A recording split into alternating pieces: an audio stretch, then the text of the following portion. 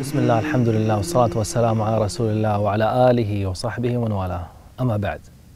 Слов, которыми мы рассказали о нашем лучшем путешествии, оказалось слишком мало для того, чтобы передать о тех удивительных днях, когда мы 2 года ездили по малонаселенным местам, куда обычно не ездят туристы. Вот Танзания, бедная африканская страна. Нашей целью было добраться до глубин леса, где живут местные мусульманские меньшинства. Но это было нелегко. Сейчас уже начали появляться какие-то дома. Вон там 2 дома. Также это было небезопасно. Когда ты в Африке, ты не должен ходить в одиночку. Это рискованно. Поэтому тебе нужен вождь каждого региона, по которому ты ездишь.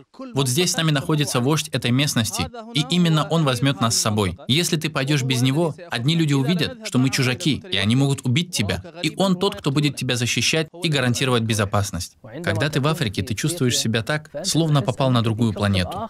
Я бы еще понял, если бы человек пришел сюда и жил день-два, как экскурсия или развлечение. Но если такова его каждодневная жизнь, не знаю, как человек может это выносить. Беднейшая страна мира — Нигер. Их главная проблема, с которой они сталкиваются, это проблема нехватки воды. Представь, страна, в которой нет воды, кусок великой пустыни Сахара. Я попытался найти остатки воды, но не смог. Надо копать еще глубже, но там ничего нет. Зато совсем по-другому, когда ты едешь на Шри-Ланку, где природа очень красивая, постоянно идут дожди, но это не значит, что бедность там кончилась. Жителей этого дома затопило. Домой они могут зайти только после того, как переберутся через воду. Вода заблокировала для них входную дверь. Там горная местность. Мы пытались ездить там на машине, но на каком-то этапе мы вынуждены были смириться и сесть на маленький самолет, чтобы доехать с одного города до другого. И хвала Аллаху, что у них есть такие самолеты, в отличие от многих других дальних стран, в которых мы были.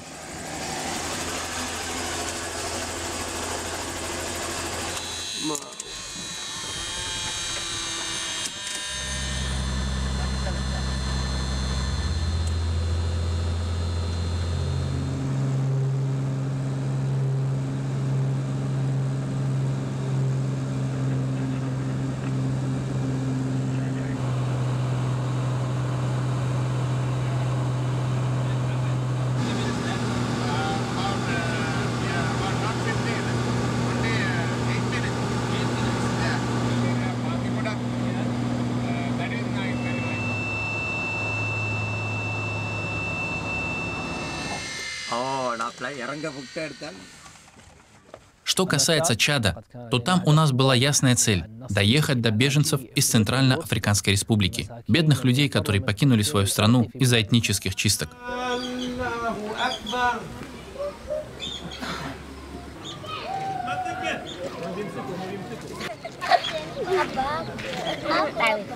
Субханаллах. Вчера молния ударила в центр лагеря, ударила в большое гигантское дерево. Оно упало на палатки и поломало несколько лачуг. Субханаллах, это дерево раскололось на 3 части. Хвала Аллаху, Всевышний Аллах спас людей, и никто не умер и не пострадал. Расскажи нам, да сохранит тебя Аллах, что произошло с этими людьми. Клянусь Аллахом, было много смерти. У нас есть дети, которые перешли в мир вечный. Также были женщины, которые перешли в Ахират, в столице и других местах. Человек мог выходить из дома, чтобы пойти на рынок, но после этого о нем не было никаких вестей, пока нам не сообщали, что он уже мертв в мечети. О, и они также убивали детей? Да, это происходило и с детьми. Они находили ребенка, который вышел из дома, и убивали его, если видели, что он один. В Камбодже мусульмане живут вместе с буддистами, и между ними нет трений. Зато их главное затруднение там — бедность и невежество, отсутствие знаний. Что касается Йемена, то там все по-другому. Общаться там легче, потому что они арабы. С ними можно разговаривать на одном языке. Но когда мы видим их трагическое положение, мы почти не можем поверить, что находимся в древней арабской стране. Бедность там куда больше, чем ты можешь себе представить.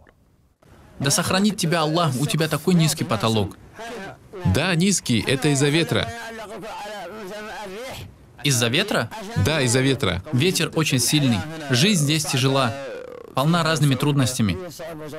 Да сохранит тебя Аллах. В этом доме ты уже давно живешь? 53 года. 53 года?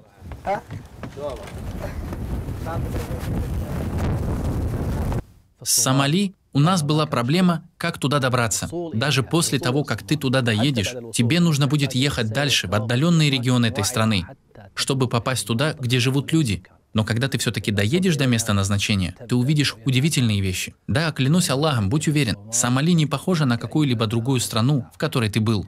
Братья мои и сестры, то, что вы увидели в сериях этой передачи, это далеко не все. Были и другие события, об одних из которых мы не можем вам рассказать, а для других не хватит серий, чтобы рассказать все подробности. Поэтому мы решили отложить их на следующий год. Но это еще не все. Мы готовимся к другому путешествию, которое будет еще больше и обширнее, чем первое путешествие. И в соответствии с имеющимися у нас на данный момент показателями, я уверен, что оно будет еще более удивительным и полезным, чем первое. Уважаемый брат, уважаемая сестра, знайте, что все труды и старания, которые вы видели в этой программе, все это мы предпринимали из-за того, что любим вас ради Аллаха. Поэтому прошу, простите нас, если заметили какие-то упущения. Это была добровольная волонтерская работа. В нее не входили покупки и продажи. Мы выполняли ее ради Аллаха. И клянусь Аллахом, я люблю вас ради Аллаха от всего сердца. И я знаю, что вы чувствуете это. Говорят, что если слова исходят от сердца, они могут запасть только в сердце. И я прошу Аллаха, так же, как Он собрал меня, и ваши благие, благословенные лица перед этим экраном, чтобы Он собрал нас и у водоема посланника Аллаха, да благословит его Аллах и приветствует, чтобы мы с вами испили из него, и после этого никогда больше не почувствовали жажды, на ложах, обратившись лицом друг к другу, в высшем фирдаусе.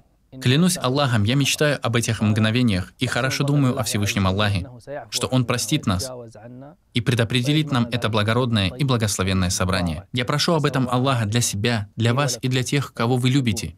Аминь, о Аллах. И хвала Аллаху, Господу миров.